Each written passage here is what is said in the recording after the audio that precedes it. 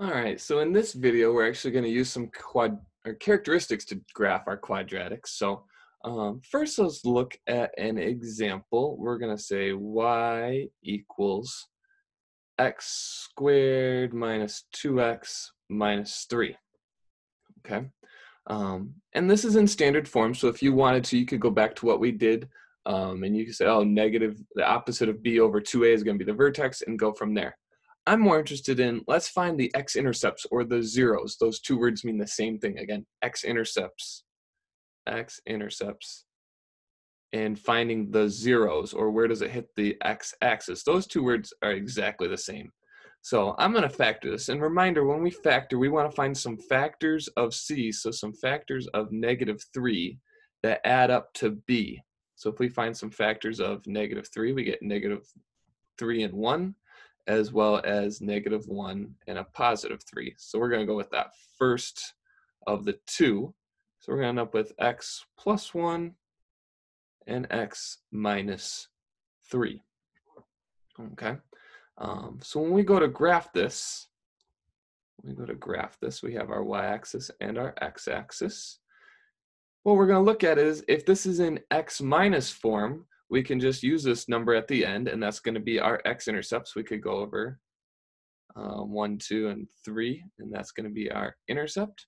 And if it's not in x minus form, if it's x plus something, we can just rewrite it as x minus -1. If you're struggling with this, go back to our other 8.5 video. So we know we're going to have an intercept here at -1.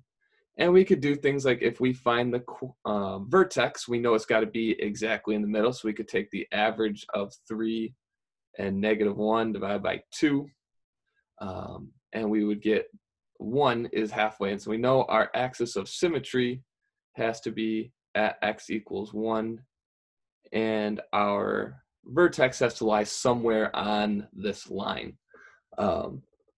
If we plug in 1, we plug 1 into our equation. I'll do that over here. 1 plus 1 and 1 minus 3. Well, 1 minus 3. We would get 2 times -2. So we'd be down here at -4. Okay, and so we would have 3 of our 5 points for the quadratic. We could pick some points in between there.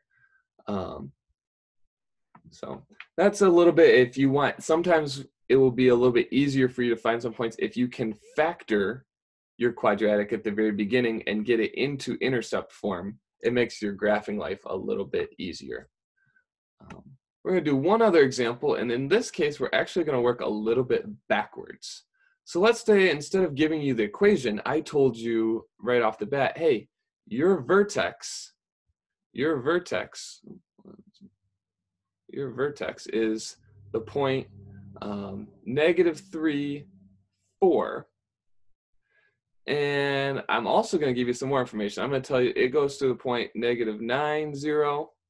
It goes to the point -2, 0.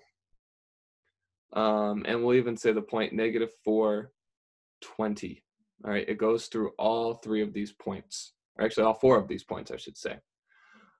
Well, the first thing we can do, and we're going to make our equation, since we know our x-intercepts, if we were to graph this, so I'll draw a little graph down here. Okay. Actually, I'm going to move this y-axis a little bit because we got to go to -9. We know that it has to go through the point -9, 0. So let me draw that here. So if we go 3, 6, 9, -9, it also goes to the point -2, 0. Again, we're just checking off these points. It has to go through these points.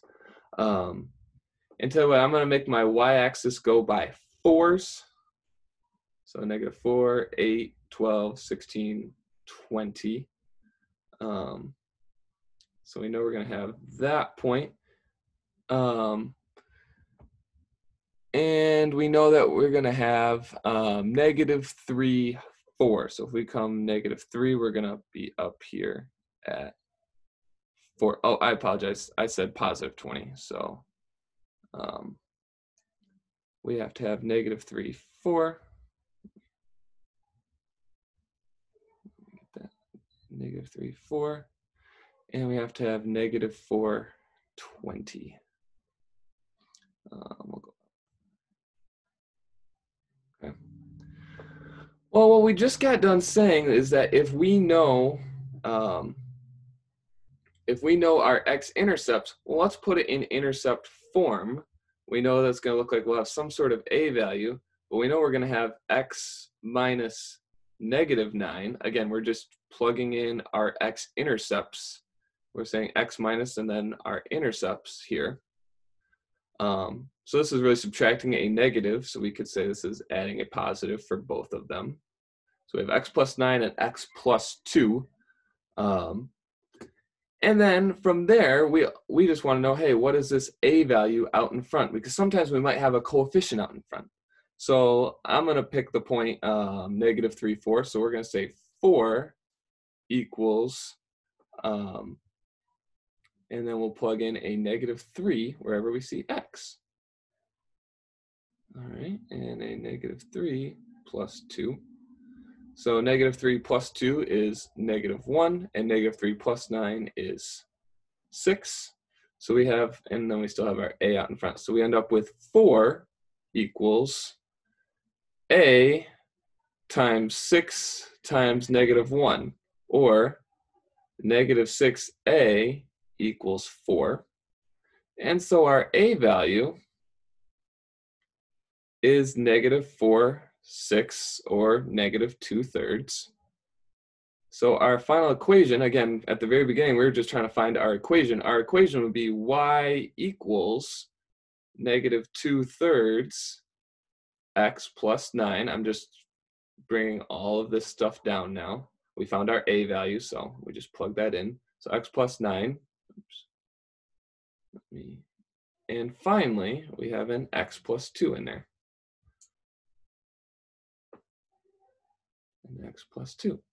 So that's how we found our equation. We kind of worked backwards. We knew we had some points, and so then we worked backwards to find our equation.